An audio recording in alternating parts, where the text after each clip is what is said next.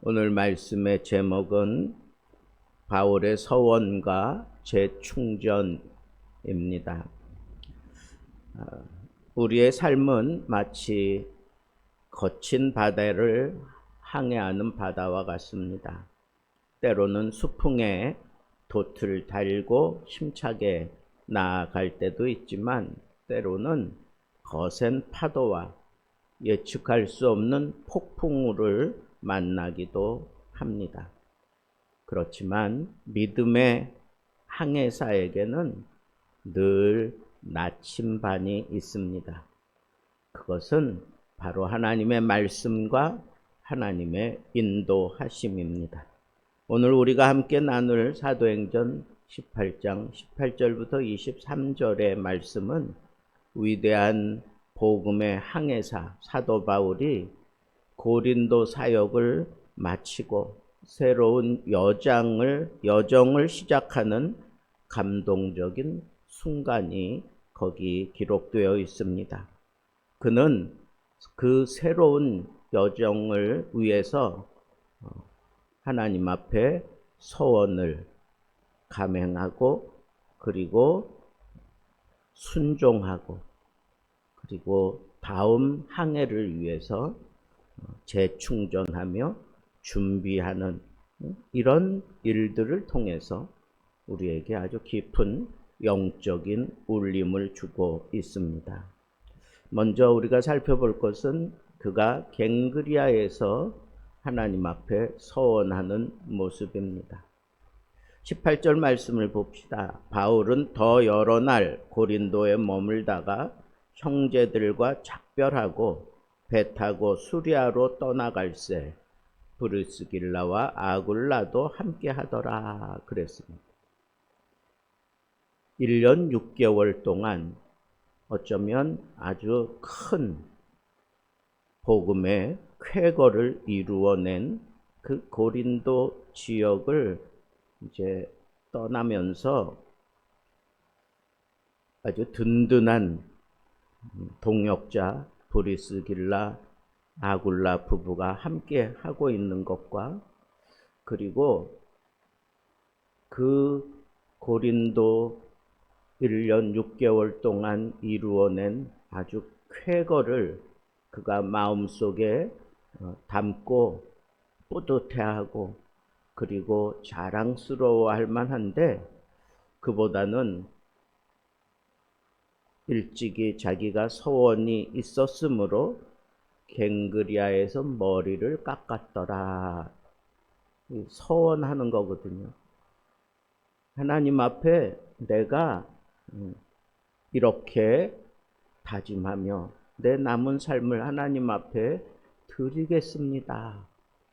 내가 이제 하나님의 뜻에만 온전히 순종하며 내 남은 사역을, 내 남은 삶을 하나님 앞에 살겠습니다.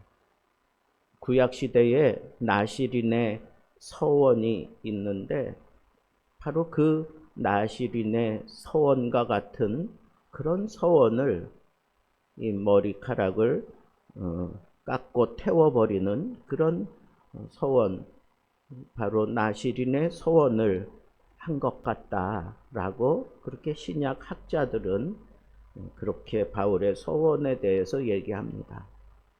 그것이 나시린의 서원이든 분명한 것은 하나님 앞에 일찍이 서원을 했다라고 하는 것을 보면 그 일찍이 서원한 그것을 내가 흐트러뜨리지 않기 위해서 이렇게 머리를 깎고 다짐을 새롭게 하는 그런 모습을 우리는 여기서 볼 수 있습니다. 여러분, 바울에게 영적 전쟁터 중에서도 아주 정말 치열한 영적 전쟁터가 바로 이 고린도 지역이었다라는 것을 우리가 너무나 잘 압니다. 그런데 거기서 놀라운 부흥의 역사를 그가 체험하게 됩니다. 수많은 영혼이 주님께 돌아왔고 고린도 교회가 그 심각한 고린도 지역을 새롭게 변화시킬 수 있을 만큼 영적으로 상당히 깊어진 그런 부흥을 일으키고 있는 것을 친히 목도하고 있는 것입니다. 수많은 영혼이 주님께 돌아와서 하나님의 뜻대로 살아보려고 발버둥 치게 만들었던 것은 우리가 놓치기 쉬운 게 그렇게 애를 쓰고 수고한 바울의 헌신입니다. 그 헌신 때문에 그는 육체적으로 영적으로 상당히 힘들어졌을 거다라고 우리는 생각해 봄직합니다. 그래서 정신적인 영적인 어떤 한계에 부딪히지 않았을까 하는 생각을 하게 됩니다. 자, 그럼에도 바울은 더 여러 날 거기 머물면서 교회를 굳건히 세우고 형제들과 이제는 작별을 하고 떠나갑니다. 그리고 곧바로 바울은 서원을 합니다. 하나님 앞에 나시린의 서원과 깊은 관련이 있어 보이는 이 서원은 자신을 구별하여 하나님 앞에 온전하게 드리고 서원 기간이 끝나면 머리를 깎아 불태워 드리는 그것인데, 그 서원을 이렇게 하나님 앞에 이행하고 있다. 바로 이 시점에 이 서원을 이행한다고 하는 것을 우리가 생각해 볼 때 영적으로 상당히 쾌거를 이루어낸 이때 그가 교만할 수도 있고 뻐길 수도 있는 그런 성공을 거둔 상태이기 때문에 우리가 더 이 바울의 서원에 우리의 시선을 모을 수밖에 없습니다. 그는 성공했다고 거기에 도취하지 않았어요. 오히려 하나님 앞에 더 자신을 철저하게 낮추고 겸손한 마음으로 서원을 이행하고 있습니다. 이 모습은 마치 최고의 영예를 얻은 운동선수가 그 모든 영광을 코치와 다른 선수들에게 돌리고 자기는 다음 시합을 위해서 조용히 자기의 자리로 돌아가서 다음 시합을 준비하는 그런 겸손한 모습을 보여주는 것과 같습니다. 이러한 바울의 모습이 우리에게 아주 깊은 감동을 주는 겁니다. 우리의 삶에서 우리가 성공했다. 정말 하나님의 은혜로 우리가 이렇게 굉장한 업적을 이루었다 라고 생각되어질 때 여러분들도 분명히 그러한 인생을 지나왔을 겁니다. 그때 그 모든 것이 하나님의 은혜다, 하나님의 선물로 말미암아 내가 이와 같은 업적을 이루었다 라고 그렇게 생각할 때 정말 하나님 앞에 나시린의 소원을 하면서 내가 그 소원을 이행하면서 겸손하게 그리고 하나님의 뜻을 바라보는 그런 태도를 취해 보신 적은 있습니까? 이런 서원을 하고 난 이후에 바울의 모습이 이제 그 뒤에 이어서 나오는데 19절부터 21절에 보면 바울이 고린도를 떠나서 에베소로 들어갑니다. 아시아의 중심 도시 가운데 하나가 바로 이 에베소잖아요. 근데 에베소에 와서 그 함께한 동역자들을 잠시 머물게 하고는 자기는 또 회당에 들어가서 유대인들과 변론을 합니다. 여러 사람들에게 더 오래 있기를 그렇게 청함을 받습니다. 그런데 그들과 그냥 작별을 해요. 이렇게 얘기합니다. 하나님의 뜻이면 내가 다시 너희에게 돌아올 것이다. 하나님의 뜻이면 내가 다시 너희에게 돌아오리라 하고 미련 없이 배를 타고 떠나갑니다. 에베소는 당시 우상 숭배와 미신이 만연한 곳이었습니다. 바울은 이곳에 오래 머물러 있지 않고 잠시 들러서 회당에서 복음의 씨앗을 뿌리기만 하고 그 사람들의 간청을 뿌리치고 이렇게 얘기하고 떠난 겁니다. 하나님의 뜻이면 내가 너희에게 다시 돌아오리라 하고 떠나가는 거예요. 여러분, 이 대목을 우리가 집중해야 돼요. 바울이 자신의 감정이나 사람들의 요청에 휘둘리지 않고 그가 먼저 선택한 것은 하나님의 뜻이었어요. 하나님의 뜻. 그리고 하나님의 완벽한 타이밍에 이제는 이렇게 유연하게 맞출 수 있을 정도로 영적으로 깊이가 깊어져 있는 모습을 볼 수 있고, 그가 유대인들의 회당에 들어가서 이렇게 그들과 변론하는 것은 이미 그가 고린도 지역에서 또 그 이전에 이 유대인들로 인해서 상당히 어려움을 겪으면서 그가 신발에 발을 털으면서 나는 이제 이방인에게로 가겠다라고 그렇게 얘기한 그런 대목이 바로 얼마 전에 있었지 않습니까? 그런데도 불구하고 유대인들의 회당에 들어가서 그들과 변론을 했어요. 근데 그들이 막 잡아 끄는 겁니다. 그러면 사람들은 혹하는 마음을 가질 거예요. 그리고 이 사람들을 하나님이 또 나에게 맡기셨나 보다, 그렇게 생각하고 또 그렇게 할 수도 있는데 바울은 가만 놔둡니다. 자기의 판단과 자기의 생각에 집중하지 않고 그가 집중하는 것은 하나님의 뜻이었어요. 그래서 그를 떠나가는 거예요. 에베소를 떠나갑니다. 그런데 이 바울이 그렇게 거론했던 하나님의 뜻대로 훗날 3차 전도 여행에서 가장 강력하게 복음의 역사를 일으켰던 것이 바로 이 에베소 지역입니다.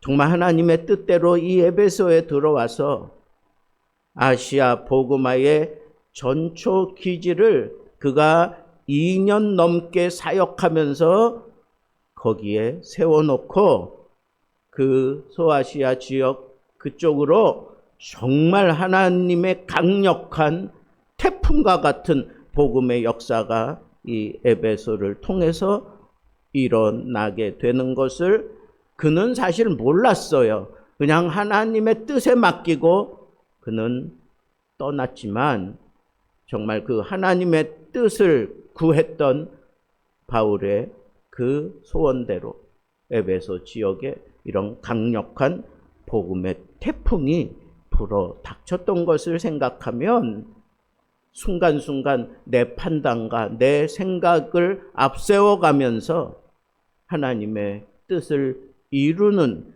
그런 어리석은 모습이 아니라 철저하게 하나님이 말씀하실 때까지, 하나님의 뜻이 분명해질 때까지 하나님께 맡기고 그렇게 움직이고 있는 이런 바울의 모습을 우리가 집중하게 됩니다.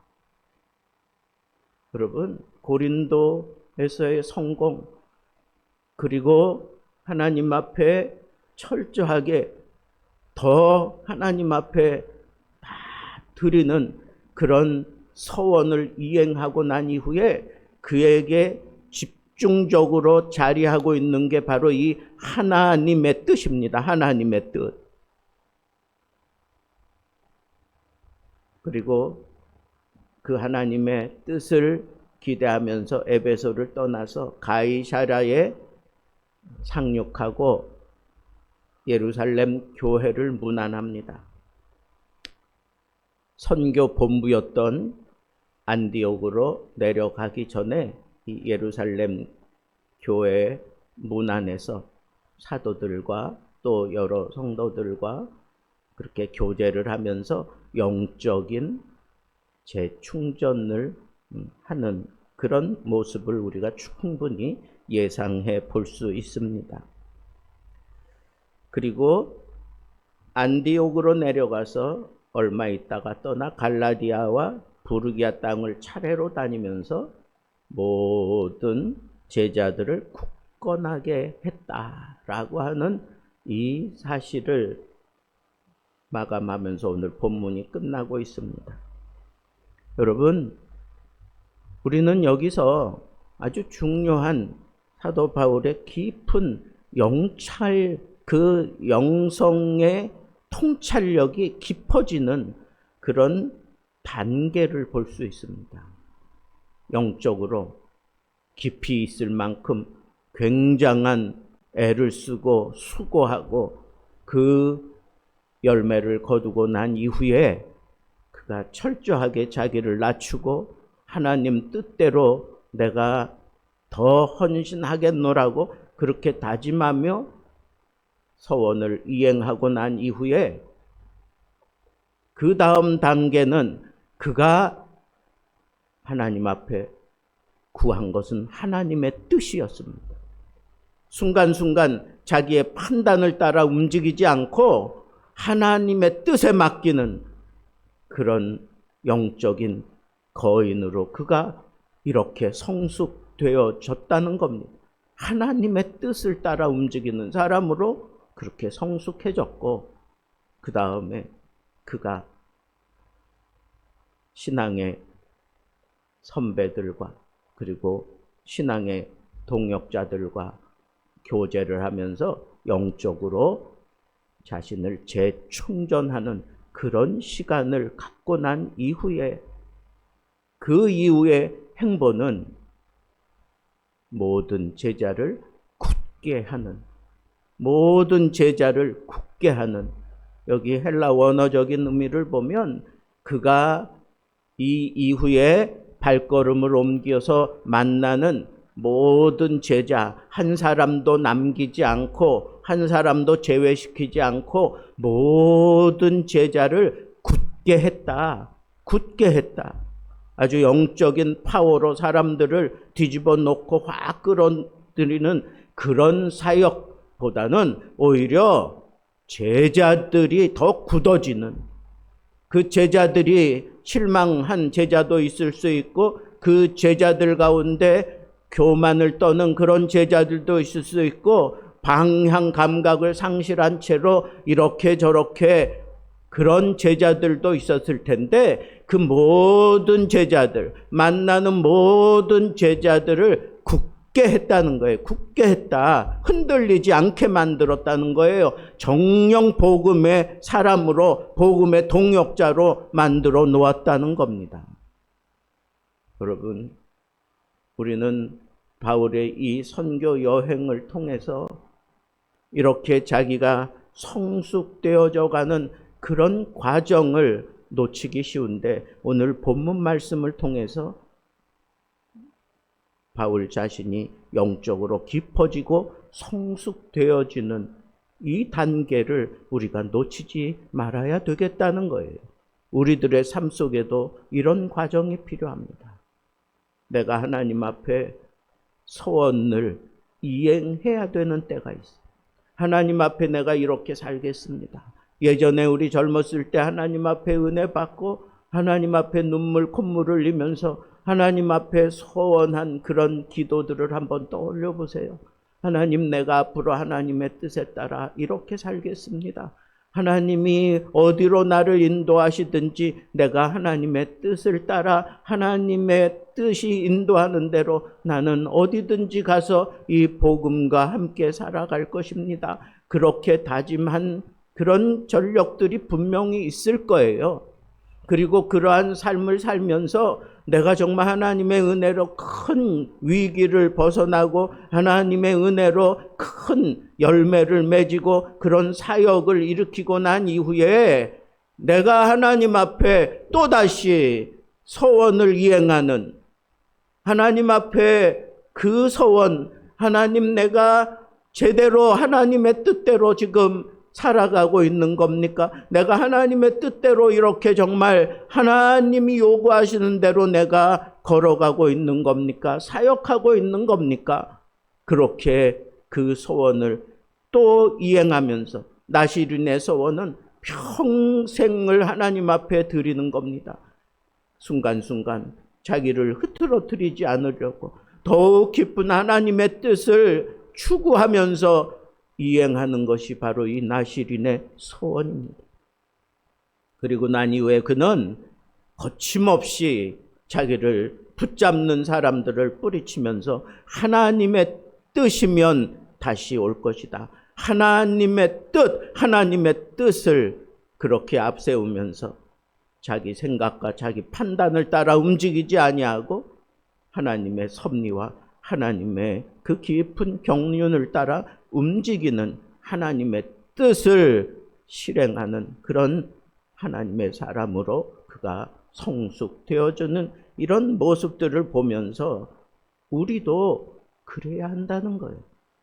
그리고 그 하나님의 뜻을 더 깊이 그가 깨닫기 위해서, 확신하기 위해서 그는 신앙의 동지들, 신앙의 선배들을 찾아가서 그들과 교제하면서, 그리고 내가 하나님 앞에 걸어온 길이 잘못되지 않고 그리고 옳게 걸어가고 있다고 하는 그런 격려도 받으면서 그들과 깊은 교제를 하면서 그가 영적으로 재충전되어지고 난 이후에 그 다음 제3차 전도 여행에서는 아주 깊은, 그리고 정말 세계를 향한 그런 선교 여행을 그가 마침내 감행해 가는 것을 우리는 보게 될 것입니다. 여러분들도 소원을 좀 해야 되겠다 하는 생각하지 않습니까?